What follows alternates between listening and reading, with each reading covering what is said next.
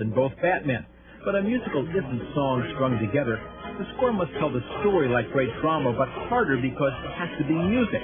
Each song must be written in a character's voice like great dialogue, but harder because it has to sing. But Elfman told me that was the easy part.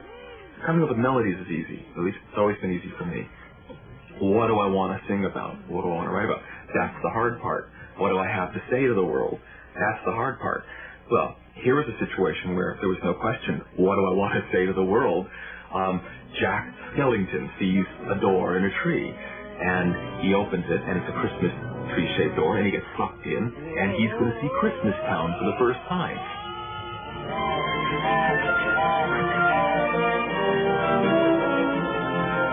Tim would come over, and he would tell me one part of the story at a time, and I would start to hear the song in my head while he was sitting there. And often at a certain point, I'd go, Tim, was that fun?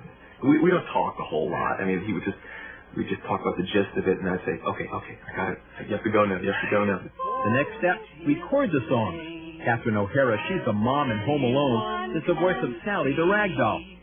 Ken Page, a great Broadway voice, is the evil Boogie Boogie. Santa Claus, I'm really scared. So you're the one everybody's talking about. You're joking. You're joking. I can't believe my eyes. You're joking me. You gotta be. This can't be the right guy. And I suck the Pumpkin King. In stop-motion animation, puppets do the singing. So mouths were photographed, programmed into a computer. A track reader listened to each syllable, then matched the mouth position. Oh, it is plain, as anyone can see, we're simply meant to be. When you wrote these songs, who did you write them for? I wrote quite a bit for my daughter, Molly. She would have to sign off on every song. We sure will. To see what the Molly feel of her program. Okay, Molly, I'm going to sing you a song. After Molly, who was 7, signed on, Elfman would flesh out the score at home with his synthesizers, and later recorded the real thing with a 67-piece orchestra. Elfman's score is brilliant. It sounds like Kurt Weill meets A Christmas Carol in a very dark alley. And the Igor who influenced him wasn't Stravinsky, but Frankenstein's sidekick.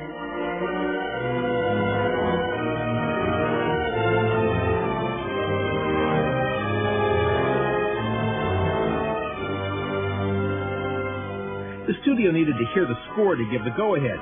The production team needed the songs to start filming. So at first, Elfman recorded all the voices, though he wasn't planning on doing any of the voices in the finished film. Trick or treat.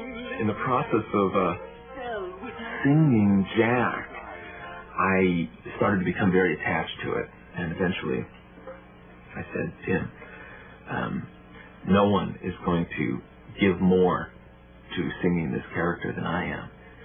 And that was that.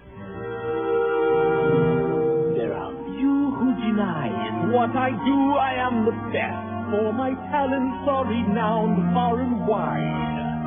When it comes to surprises in the moonlit night, I excel without ever even trying.